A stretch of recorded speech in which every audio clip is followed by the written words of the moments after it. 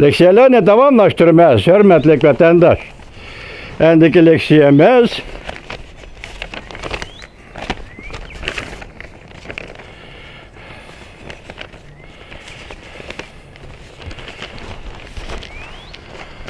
avval çisla, bugün çislağa 2022 yıl 4.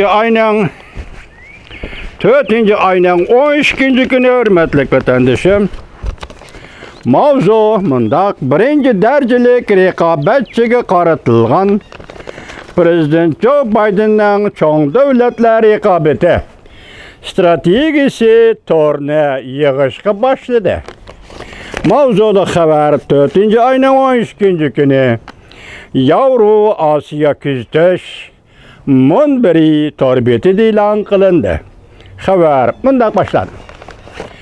Ukrayna Kiyev vaziyetining o'zgarishi, ya'ni Kiyev doiralarining urushda birinchi bosqichlik g'alabaga erishishiga ergishib, vaziyatning taraqqiyoti ikkinchi bosqichga, ya'ni Sharqiy Ukrainada mudofaa va hujum vaziyatiga kirishga ergishib, burun Ukrayna mudofaa turadi. Demek hazır, Ukrayna hücumga öttü demekçi vatandaş.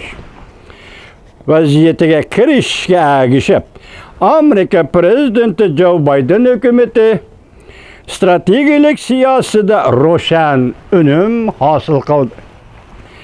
Rayon doiralik vaziyatning yuzlanishi dastlabki qadamda egallandi. Yani Aksaray rayon doiralik vaziyatning o'zgarishini, yo'nalishini egalladi, ushlab oldi degan gap, egalladi. Shuning bilan strategik siyosatning tig'uvchini vazifaga o'ltirgan 2-yilidagi diplomatik muhim nuqtaga yetkash fursastiga erishdi. Bu deganlik endi hozirda Ukraina urushi oxirlashmadi. Ama vaziyat o'zgarish bo'ldi. Ukraina hujumga o'tdi. Torbetlar degan deyilayotgan so'zlar va 4-5 kun ichida qattiq jang bo'ladi deydi. Hozir Ukraina birinchi bosqichda g'alabaga erishdi. Vaziyat bundoq tez o'zgarish bo'ldi. Shunga ergishib Amerika Qo'shma Shtatlarining prezidenti Joe Biden 2-yili, ya'ni diplomatiya muhim nuqtasini, diplomatiya sohasida siyosat nuqtasini endi Ukraina vaziyatining ustidan yo'tkidi. Nega? Osiyoga yo'tkidi deydi. Yo'tkash fursastiga erishdi. Ya'ni endi Tinch okeani strategiyasi bilan mashg'ul bo'lish. Birinchi darajalik raqobatchiga qaratilgan strategik raqobatni markazlashtirish. Bu yerdagi birinchi darajalik raqobatchi albatta bilasiz, Jungo. Qaratilgan strategik raqobatni markazlashtirish, muvofiq siyosat va sistema belgilashga yetkazdi. Amerikaning tashqi siyosati mana shu nuqtaga sistema belgilashga va siyosat belgilashga Osiyo qaratilgan birinchi darajalik raqobatchi Jungo qaratilgan siyosat va sistema belgilashga yetkazdi dedi. Bundan biroq bu navbatlik Amerika Qo'shma Shtatlari hukumati bir qator asoslarni yaratdi. Yani Prezident Trump hükümetining cho'ng davlatlar raqobati siyosatini qayta sharhladi.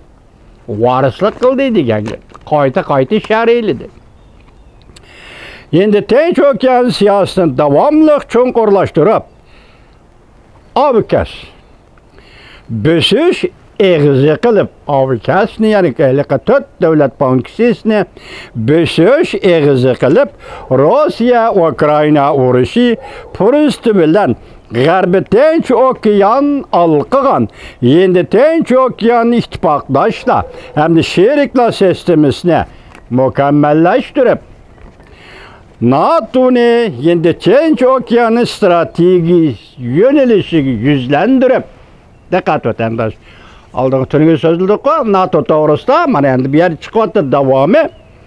NATO'nun endi Tinch okeani stratejisi yönelişiga yüzlendirip, to'rt taraf bexatarlik suhbatini tuzumlashtirib, ponksiyalashtirib, puxta qadam bilan taraqqiy qildirib.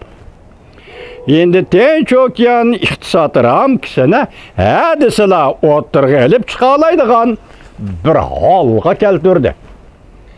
Bu makale uzun makale. Xudo xolasa vaqtimiz yetsin davomini yetkazamiz vatandosh.